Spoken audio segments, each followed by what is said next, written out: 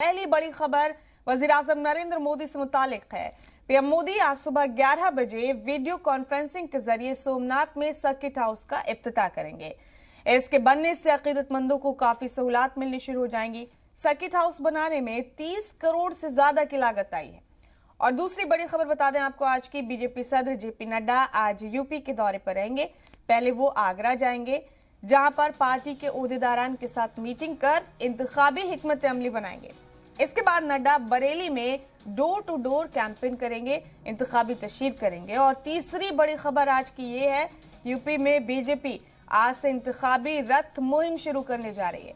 इस मुहिम के तहत सभी असेंबली हलकों में इंतखाबी रथ भेजे जाएंगे और रथ पर लगी एलईडी के जरिए योगी सरकार के 5 साल के कामकाज का ब्यौरा आवाम को बताया जाएगा। मुहिम की शुरुआत के मौके पर सीएम योगी हरी झंडी दिखाएंगे, इंतखाबी रथों को उसके बाद रवाना करेंगे। और चौथी बड़ी खबर यह है कि आज से दूसरे मरहले की असेंबली सीटों के लिए पर्चा नामजदगी का अमल शुरू हो रहा है।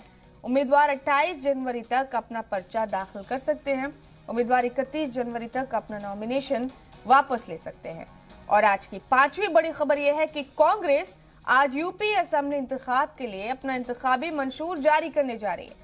राहुल और प्रियंका गांधी दोपहर 12 बजे दिल्ली से इंतखाबी मंशूर जारी करेंगे।